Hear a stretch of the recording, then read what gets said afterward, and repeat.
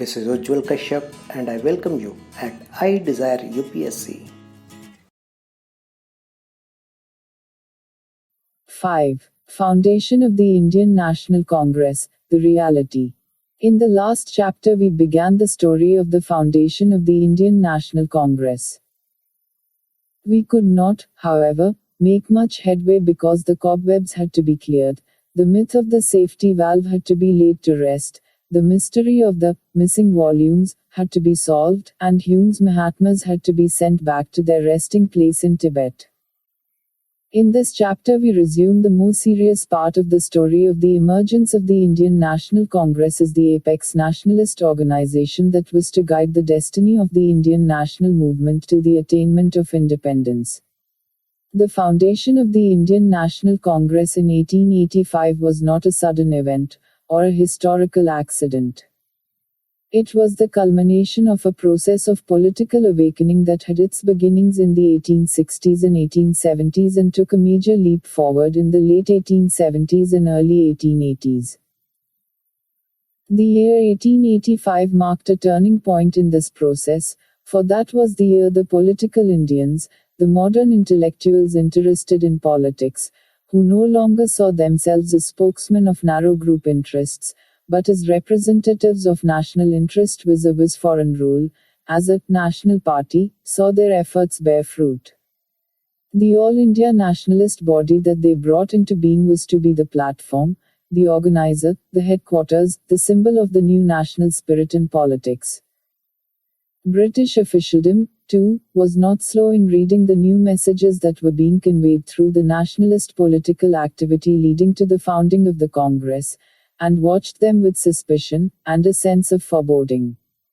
As this political activity gathered force, the prospect of disloyalty, sedition and Irish-type agitations began to haunt the government. The official suspicion was not merely the over-anxious response of an administration that had not yet recovered from the mutiny complex, but was, in fact, well-founded. On the surface, the nationalist Indian demands of those years, no reduction of import duties on textile imports, no expansion in Afghanistan or Burma, the right to bear arms, freedom of the press, reduction of military expenditure, higher expenditure on famine relief, Indianization of the civil services, the right of Indians to join the semi-military volunteer corps, the right of Indian judges to try Europeans in criminal cases, the appeal to British voters to vote for a party which would listen to Indians, look rather mild, especially when considered separately. But these were demands which a colonial regime could not easily concede, for that would undermine its hegemony over the colonial people. It is true that any criticism or demand, no matter how innocuous its appearance but which cannot be accommodated by a system, is in the long run subversive of the system. The new political thrust in the years between 1875 and 1885 was the creation of the younger, more radical nationalist intellectuals, most of whom entered politics during this period. They established new associations, having found that the older associations were too narrowly conceived in terms of their programs and political activity as well as social bases. For example, the British Indian Association of Bengal had increasingly identified itself with the interests of the Zamindars and, thus, gradually lost its anti-British edge. The Bombay Association and Madras Native Association had become reactionary and moribund. And so the younger nationalists of Bengal, led by Surendranath Banerjee and Anand Mohan Bose, founded the Indian Association in 1876. Younger men of Madras M. Viraraghavacharya, G. Subramanya Iyer, P. Ananda Charlu and others, formed the Madras Mahajan Sabha in 1884. In Bombay, the more militant intellectuals like K.T. Telang and Firoz Shah Mehta broke away from older leaders like Dadabhai Framji and Dinshaw Petty on political grounds and formed the Bombay Presidency Association in 1885. Among the older associations only the Pune Sarvajanik Sabha carried on as before. But, then, it was already in the hands of nationalist intellectuals. A sign of new political life in the country was the coming into existence during these years of nearly all the major nationalist newspapers which were to dominate the Indian scene till 1918, the Hindu, Tribune, Bengali, Maharatha and Kesari. The one exception was the Amrita Bazar Patrika, which was already edited by new and younger men. It became an English-language newspaper only in 1878. By 1885, the formation of an all-India political organization had become an object of necessity, and the necessity was being recognized by nationalists all over the country. Many recent scholars have furnished detailed information on the many moves that were made in that direction from 1877. These moves acquired a greater sense of urgency especially from 1883, and there was intense political activity. The Indian Mirror of Calcutta was carrying on a continuous campaign on the question. The Indian Association had already in December 1883 organized an All India National Conference and given a call for another one in December 1885. Surendranath Banerjee, who was involved in the All India National Conference, could not for that reason attend the founding session of the National Congress in 1885. Meanwhile, the Indians had gained experience, as well as confidence, from the large number of agitations they had organized in the preceding 10 years. Since 1875, there had been a continuous campaign around cotton import duties which Indians wanted to stay in the interests of the Indian textile industry. A massive campaign had been organized during 1877-88 around the demand for the Indianization of government services. The Indians had opposed the Afghan adventure of Lord Lytton and then compelled the British government to contribute towards the cost of the Second Afghan War. The Indian press had waged a major campaign against the efforts of the government to control it through the Vernacular Press Act. The Indians had also opposed the effort to disarm them through the Arms Act. In 1881-82 they had organized a protest against the Plantation Labor and the Inland Emigration Act which condemned plantation laborers to serfdom. A major agitation was organized during 1883 in favor of the Ilbert Bill which would enable Indian magistrates to try Europeans. This bill was successfully thwarted by the Europeans. The Indians had been quick to draw the political lesson. Their efforts had failed because they had not been coordinated on an all-India basis. On the other hand, the Europeans had acted in a concerted manner. Again in July 1883 a massive all-India effort was made to raise a national fund which would be used to promote political agitation in India as well as England. In 1885, Indians fought for the right to join the volunteer corps restricted to Europeans, and then organized an appeal to British voters to vote for those candidates who were friendly towards India. Several Indians were sent to Britain to put the Indian case before British voters through public speeches, and other means. It, thus, becomes clear that the foundation of the Congress was the natural culmination of the political work of the previous years. By 1885, a stage had been reached in the political development of India when certain basic tasks or objectives had to be laid down and struggled for. Moreover, these objectives were correlated and could only be fulfilled by the coming together of political workers in a single organization formed on an all-India basis. The men who met in Bombay on the 28th of December 1885 were inspired by these objectives and hoped to initiate the process of achieving them. The success or failure and the future character of the Congress would be determined not by who founded it but by the extent to which these objectives were achieved in the initial years. India had just entered the process of becoming a nation or a people. The first major objective of the founders of the Indian national movement was to promote this process, to weld Indians into a nation, to create an Indian people. It was common for colonial administrators and ideologues to assert that Indians could not be united or freed because they were not a nation or a people but a geographical expression, a mere congeries of hundreds of diverse races and creeds. The Indians did not deny this but asserted that they were now becoming a nation. India was, as Tilak, Surendranath Banerjee and many others were fond of saying, a nation in the making. The Congress leaders recognized that objective historical forces were bringing the Indian people together. But they also realized that the people had to become subjectively aware of the objective process, and that for this it was necessary to promote the feeling of national unity and nationalism among them. Above all, India being a nation in the making, its nationhood could not be taken for granted. It had to be constantly developed and consolidated. The promotion of national unity was a major objective of the Congress and later its major achievement. For example, P. Anandacharlu in his presidential address to the Congress in 1891 described it as a mighty nationalizer, and said that this was its most glorious role. 1 Among the three basic aims and objectives of the Congress laid down by its first president, W.C. Banerjee, was that of the fuller development and consolidation of those sentiments of national unity. To the Russian traveler, I.P.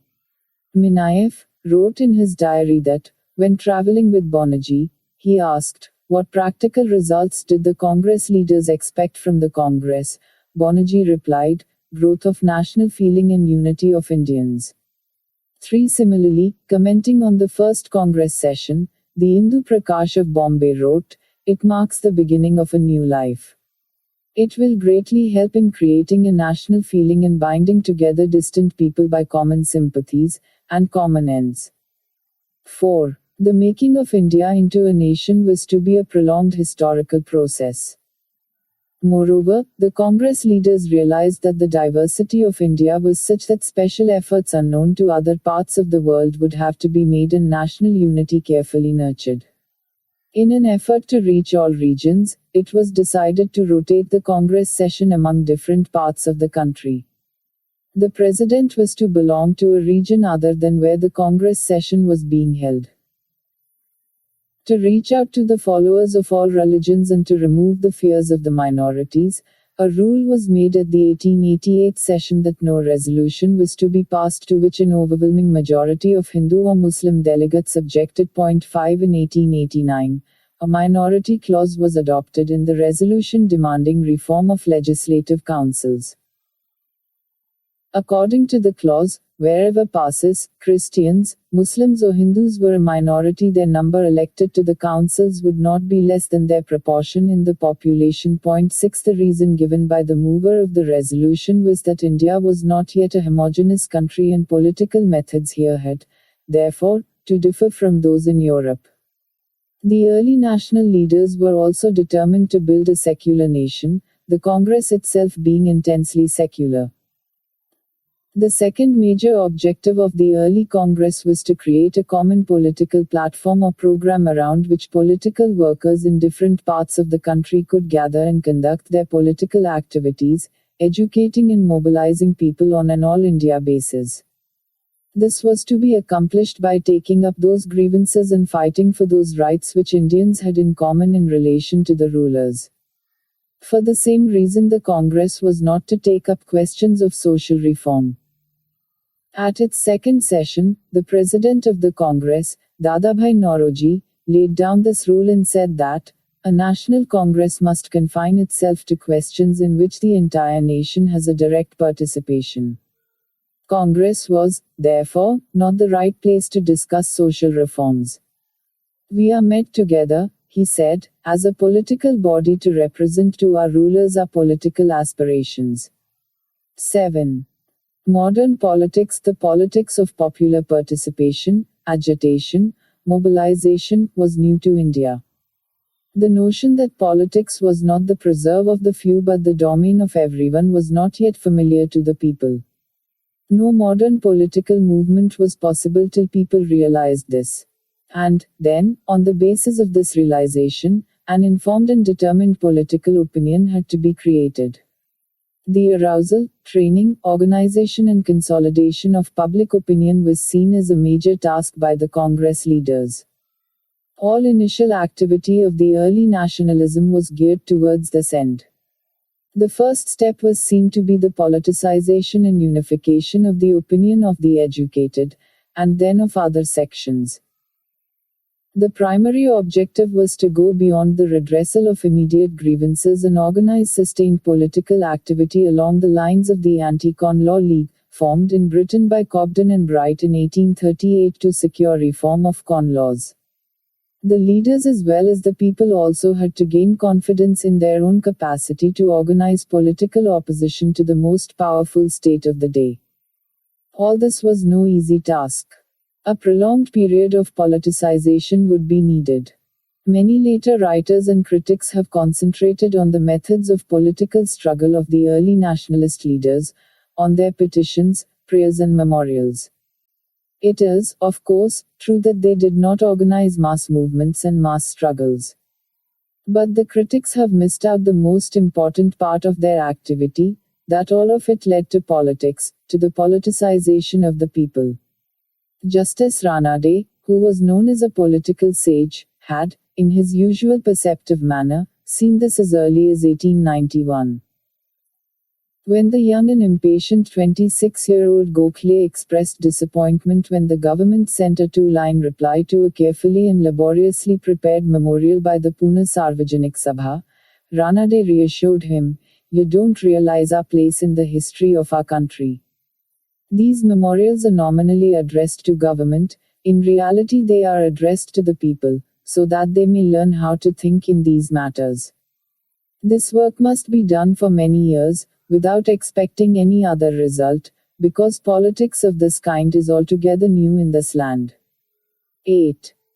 As part of the basic objective of giving birth to a national movement, it was necessary to create a common all-India national political leadership, that is, to construct what Antonio Gramsci, the famous Italian Marxist, calls the headquarters of a movement. Nations and people become capable of meaningful and effective political action only when they are organized. They become a people or historical subjects only when they are organized as such.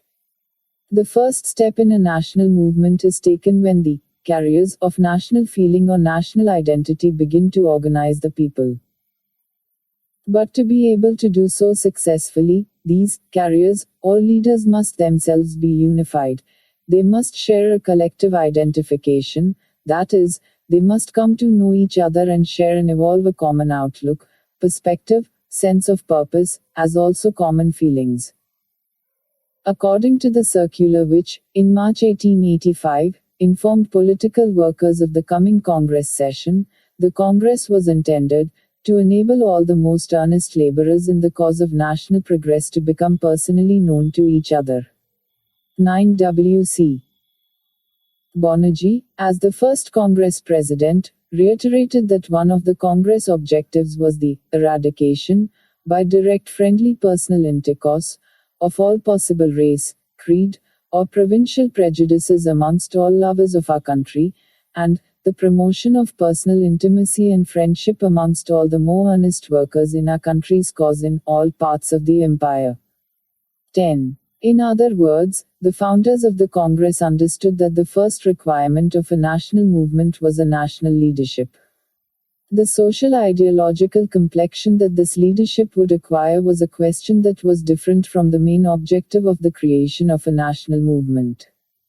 This complexion would depend on a host of factors: the role of different social classes, ideological influences, outcomes of ideological struggles, and so on. The early nationalist leaders saw the internalization and indigenization of political democracy as one of their main objectives. They based their politics on the doctrine of the sovereignty of the people, or, as Dadabhai Nauroji put it, on the new lesson that kings are made for the people, not peoples for their kings. From the beginning, the Congress was organized in the form of a parliament. In fact, the word Congress was borrowed from North American history to connote an assembly of the people. The proceedings of the Congress sessions were conducted democratically, issues being decided through debate and discussion and occasionally through voting. It was, in fact, the Congress, and not the bureaucratic and authoritarian colonial state, as some writers wrongly argue, which indigenized, popularized and rooted parliamentary democracy in India. Similarly, the early national leaders made maintenance of civil liberties in their extension an integral part of the national movement. They fought against every infringement of the freedom of the press and speech and opposed every attempt to curtail them. They struggled for separation of the judicial and executive powers and fought against racial discrimination. It was necessary to evolve an understanding of colonialism and then a nationalist ideology based on this understanding. In this respect, the early nationalist leaders were simultaneously learners and teachers. No ready-made anti-colonial understanding or ideology was available to them in the 1870s and 1880s. They had to develop their own anti-colonial ideology on the basis of a concrete study of the reality and of their own practice. There could have been no national struggle without an ideological struggle clarifying the concept of we as a nation against colonialism as an enemy.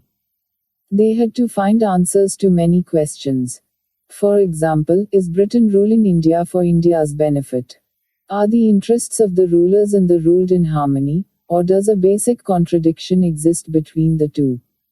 Is the contradiction of the Indian people with British bureaucrats in India, or with the British government, or with the system of colonialism as such? Are the Indian people capable of fighting the mighty British Empire? And how is the fight to be waged? In finding answers to these and other questions, many mistakes were made. For example, the early nationalists failed to understand, at least till the beginning of the 20th century, the character of the colonial state. But, then, some mistakes are an inevitable part of any serious effort to grapple with reality. In a way, despite mistakes and setbacks, it was perhaps no misfortune that no ready-made, cut and dried, symmetrical formulae were available to them. Such formulae are often lifeless and, therefore, poor guides to action. True, the early national leaders did not organize mass movements against the British. But they did carry out an ideological struggle against them. It should not be forgotten that nationalist or anti-imperialist struggle is a struggle about colonialism before it becomes a struggle against colonialism. And the founding fathers of the Congress carried out this struggle about colonialism in a brilliant fashion. From the beginning, the Congress was conceived not as a party but as a movement. Except for agreement on the very broad objectives discussed earlier, it did not require any particular political or ideological commitment from its activists. It also did not try to limit its following to any social class or group. As a movement, it incorporated different political trends, ideologies and social classes and groups so long as the commitment to democratic and secular nationalism was there. From the outset, the Congress included in the ranks of its leadership persons with diverse political thinking, widely disparate levels of political militancy and varying economic approaches. To sum up, the basic objectives of the early nationalist leaders were to lay the foundations of a secular and democratic national movement, to politicize and politically educate the people, to form the headquarters of the movement, that is, to form an all-India leadership group, and to develop and propagate an anti-colonial nationalist ideology. History will judge the extent of the success or failure of the early national movement not by an abstract, a historical standard but by the extent to which it was able to attain the basic objectives it had laid down for itself. By this standard, its achievements were quite substantial, and that is why it grew from humble beginnings in the 1880s into the most spectacular of popular mass movements in the 20th century. Historians are not likely to disagree with the assessment of its work in the early phase by two of its major leaders. Referring to the preparatory nature of the Congress work from 1885 to 1905, Dadabhai Nauroji wrote to D.E. Watcher in January 1905, "The very discontent and impatience it the Congress has evoked against itself as slow and non-progressive among the rising generation are among its best results of fruit. It is its own evolution and progress. The task is to evolve the required revolution, whether it would be peaceful or violent. The character of the revolution will depend upon the wisdom or unwisdom of the British government and action of the British people. 11. And this is how G.K. Gokhale evaluated this period in 1907.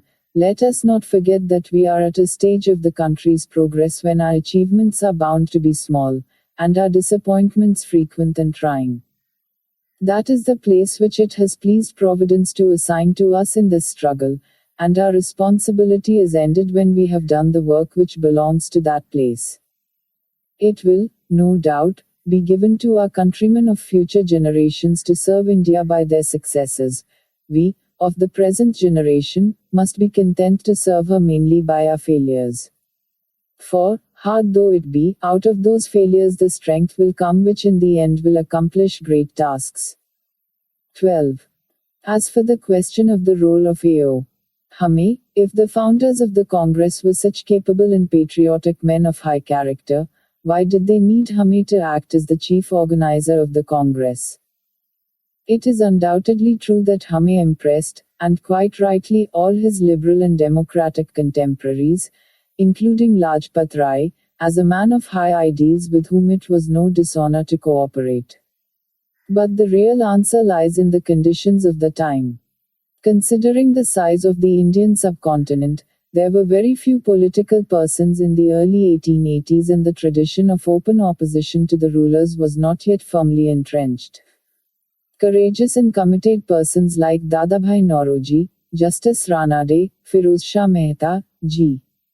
Subramania Iyer and Surendranath Banerjee, 1 year later, cooperated with Hame because they did not want to arouse official hostility at such an early stage of their work.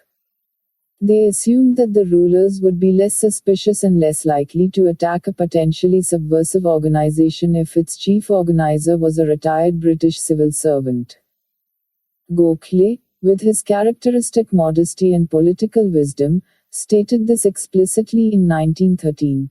No Indian could have started the Indian National Congress, if an Indian had come forward to start such a movement embracing all India. The officials in India would not have allowed the movement to come into existence.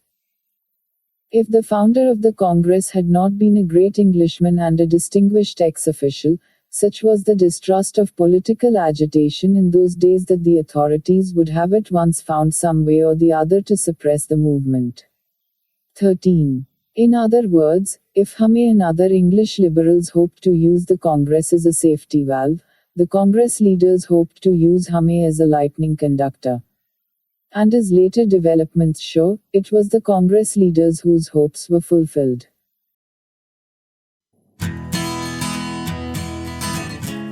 I hope the session was helpful to you. If you want to support us, you can subscribe to our channel, share it with your friends and other learners interested. Catch you in our next session. As of now, thank you. Jai Hind.